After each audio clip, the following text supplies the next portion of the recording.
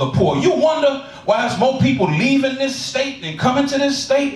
It's because the hands that are promoting policies are plundering the poor and obliterating opportunities for those who don't have the finances to fight. So while I'm up here, let me keep talking for a minute. I'm on this limb. I'm going to add more to it before I take something from it. For anybody in here who is still in here, making your rounds, trying to get somebody to vote for you, what are your policies on helping people who've been dealt a bad hand?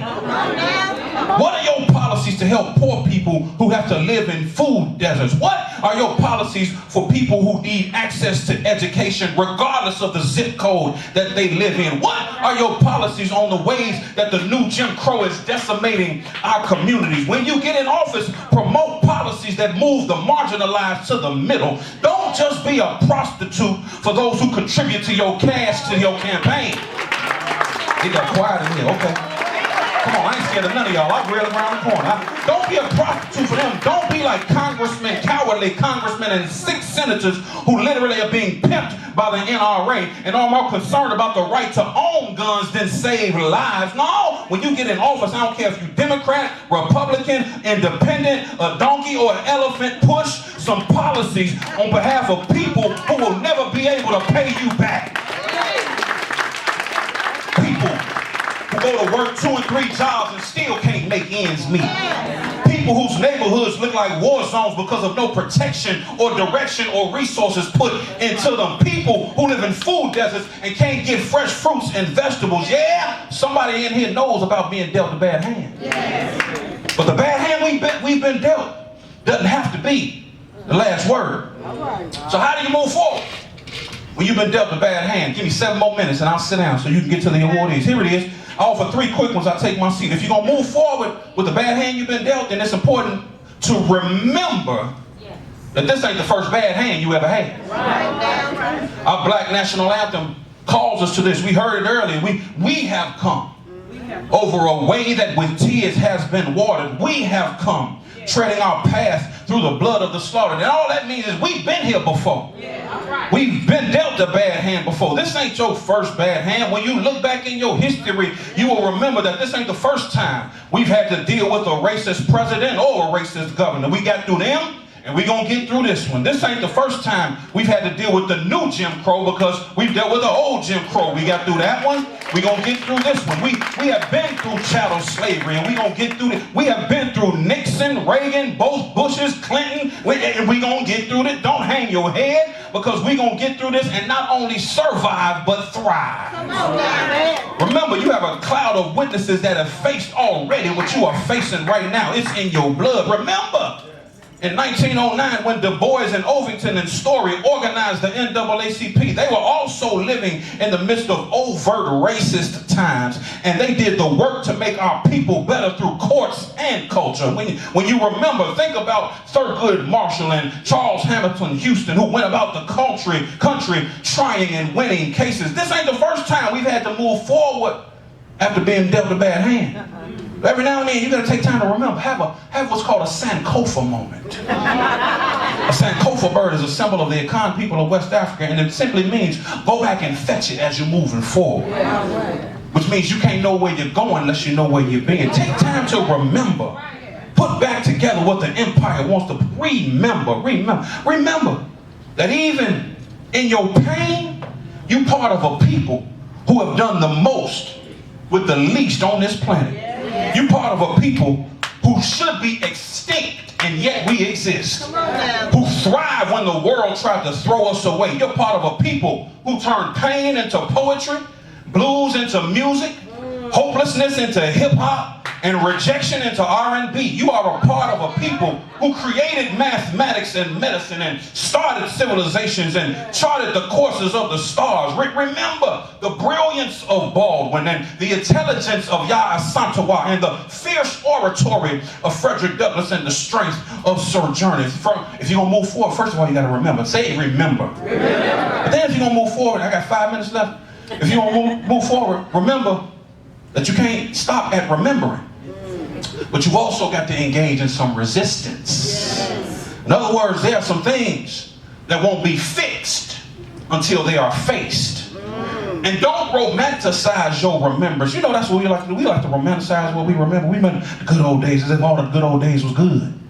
Now, sometimes you got to use your remembrance to engage in resistance. Don't forget what your people came through so you can engage in resistance like they did. They ain't walk for nothing. No, remember the resistance. Sometimes your very, watch this, existence is resistance. I know y'all heard this story before, but if you haven't, act like you have. Here it is. When you dealt a bad hand, your existence can be resistant. We used to have these things when I was coming up. Go to my grandmama's house on Fridays, and there was these plastic blow-up dolls that you blew up. I think they was called Weeble Wobbles. Y'all had them too? Y'all didn't have them? Well, here's what they had. Weeble Wobble Wobble, but they don't fall down. You had one. Come on, help me preach this thing. And me and my brother Matthew and my cousins will meet over my grandmama's house over in Inglewood. And we go to grandmama's house on the weekends. And every time we go to grandmama's house, one of the things we love to play was just knock down Weeble Wobble, right?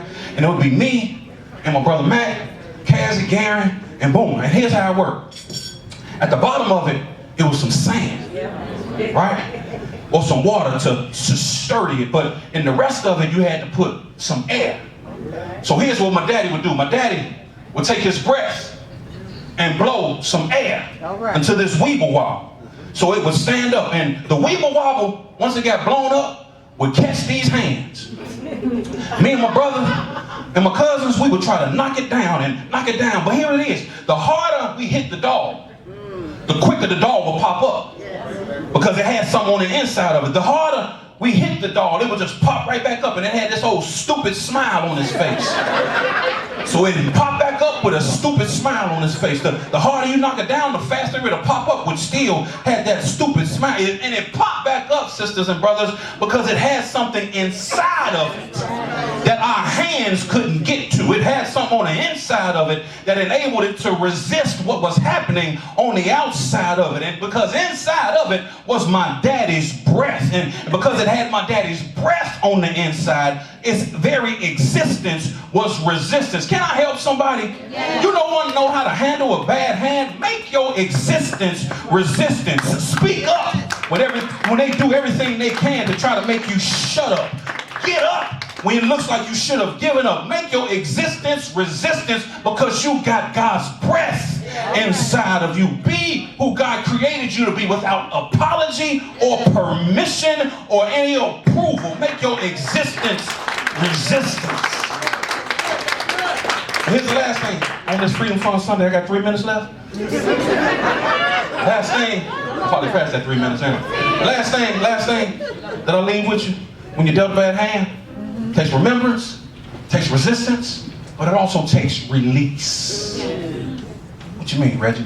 It takes release. And what I'm suggesting is you release yourself to be empowered by the God of creation to invest yourself in the work that needs to be done. All right. It got quiet in here. But sometimes we want everybody else to do the work that we got to do. Don't deal with other people's agendas.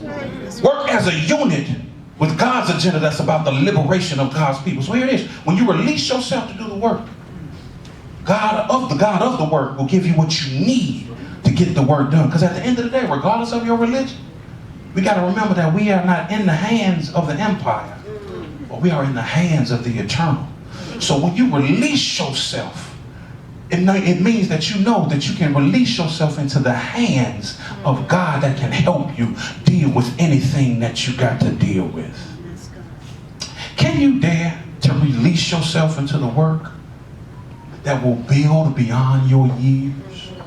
Can you dare to release yourself into the work that plants trees whose shade you may never sit under? Release is what's required to move on when you got to handle a bad hand. I got 1 minute left. I held you too long. Here it is. I held y'all too long, and you're looking at me crazy because you're trying to figure out what happened with the card game. Some of y'all been stuck since I started, because y'all wondering what happened to the card game.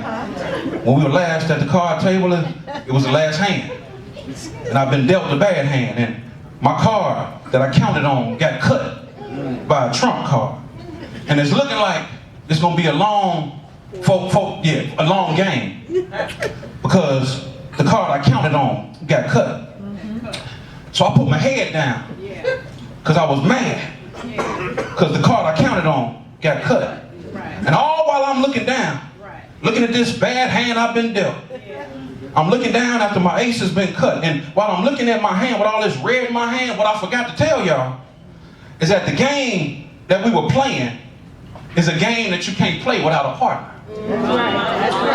Moving together in 2018. And the hopeful word from my partner was, just keep on playing your hand, Reggie. Just keep on playing your hand. So I just kept on playing my hand. And sooner or later, I found out that my opponent, who cut me earlier, didn't have no more Trump. Because Trumps don't last always. And what I also found out when I kept on playing my card is that my opponent wasn't the only one that had some cards that could cut. Because I had a partner who had cards that could trump the Trump that the opponent was playing. Because here's what I found out ultimately, that if I keep on playing my hand, that I was playing with a partner who had in his hand what I didn't have in my hand. And that's all I leave you with on this Freedom Fun Sunday. Whenever you get dealt a bad hand, remember you ain't playing by yourself. Yeah, we got to move forward together to get these cowards in Congress out. We got to work together to get this state straight. We got to work together to make sure that justice rolls down like waters and righteousness like an ever-flowing stream. But please don't ever forget, you got a partner playing with you. I don't care whether you got aces, a handful of jokers, you got a partner playing with you. And I don't care what kind of hand you have. If we gonna move forward together, we got to remember we have a partner playing with us who got all power in his hands. God bless you.